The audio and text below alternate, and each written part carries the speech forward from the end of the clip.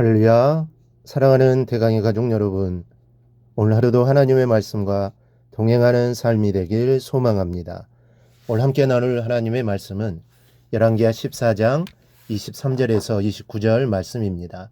유다의 왕 요아스의 아들 아마샤 제15년에 이스라엘 왕 요아스의 아들 여로보암이 사마리아에서 왕이 되어 41년간 다스렸으며 요아보식이 악을 행하여 이스라엘에게 범죄하게 한 느밧의 아들 여로보암의 모든 죄에서 떠나지 아니하였더라.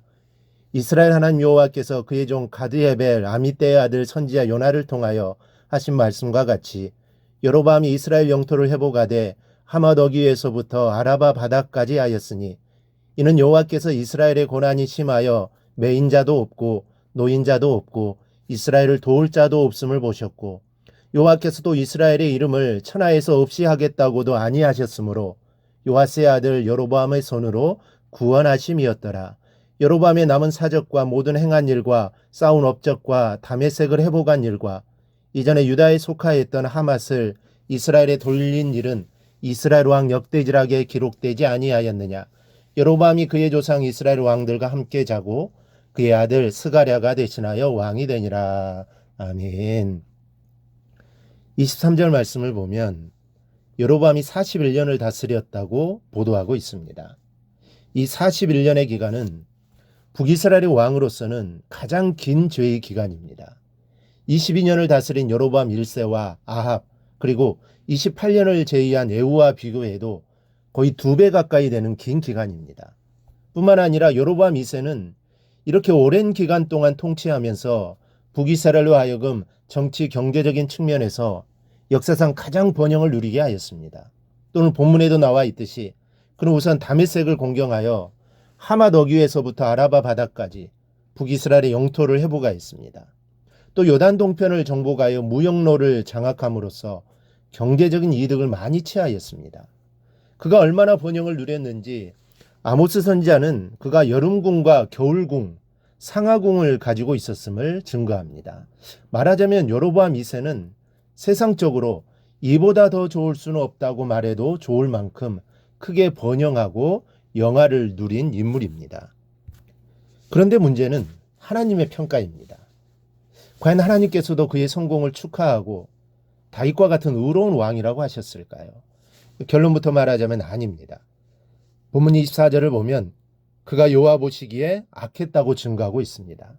정말 세상적으로 아무리 성공했다 하더라도 하나님 보실 때 그는 실패자요 패배자라는 사실입니다.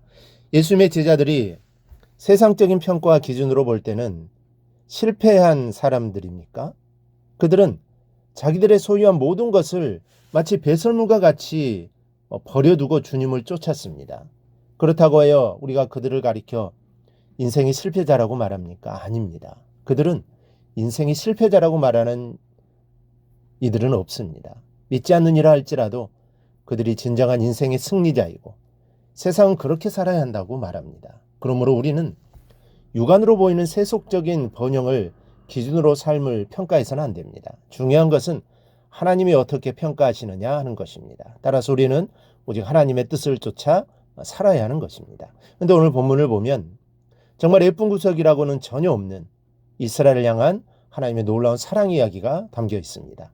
그야말로 무조건적인 사랑이요 사랑받을 자격이 없는 백성에게 자비와 은총을 한량없이 베푸시는 하나님의 모습입니다.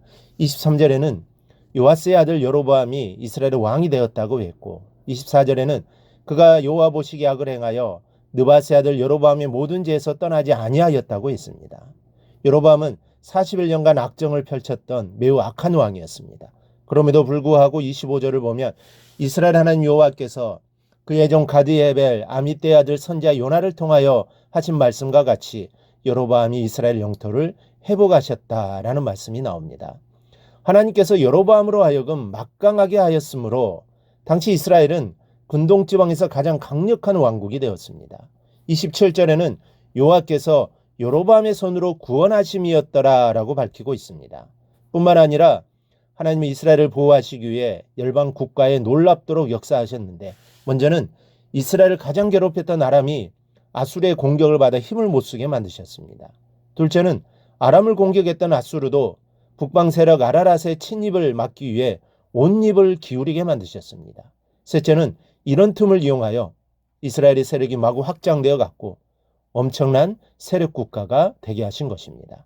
그러나 우린 여기에서 잠시 헷갈리지 않을 수 없습니다. 24절에서 기록되었듯이 여로보암은 악을 행하여 죄에서 떠나지 않았던 사람이었음에도 불구하고 하나님은 왜 이에게 이렇게 큰 축복을 하셨는가 하는 문제입니다. 그 이유가 26절에 나타나 있습니다. 이는 여호와께서 이스라엘의 고난이 심하여 매인자도 없고 노인자도 없고 이스라엘을 도울 자도 없음을 보셨고 라고 되어 있습니다. 이스라엘의 고난이 심하였다는 것입니다. 끝까지 회개하지 않고 죄를 범하고 있으니 복을 누릴 수가 없었습니다. 하나님께서는 회개를 촉구하시고 기다리고 또 기다리셨건만 백성이 회개할 줄을 몰랐습니다. 그러다 보니 하나님의 은총이 떠날 수밖에 없었던 것입니다. 은총이 떠나니 이스라엘의 꼴이 많이 아니었습니다.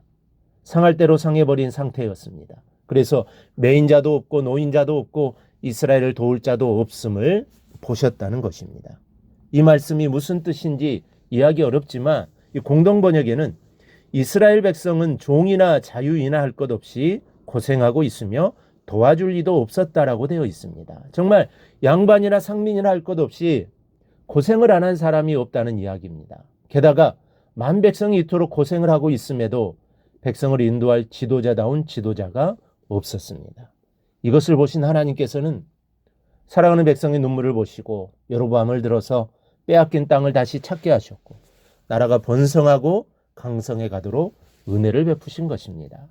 여러분, 그동안 죄를 지으면 무조건 진노하시는 하나님이라고 생각하신 분들이 적지 않았을 겁니다. 그러나 오늘 말씀을 통해 우리가 알게 된 것은 백성을 향한 하나님의 마음이 마치 친아버지의 마음과 전혀 다를 바 없음을 알았습니다. 그리고 이와 같은 하나님의 놀라운 사랑이 있었기에 우리가 구원을 누리는 복된 자녀가 되었음을 우리가 기억하면서 나의 아버지, 나의 주님을 더욱 사랑하는 여러분이 되기를 주님의 이름으로 축원합니다. 오늘 묵상한 말씀을 굳게 잡고 삶으로 실천하며 살아내는 대강의 모든 성도들이 되기를 축복합니다.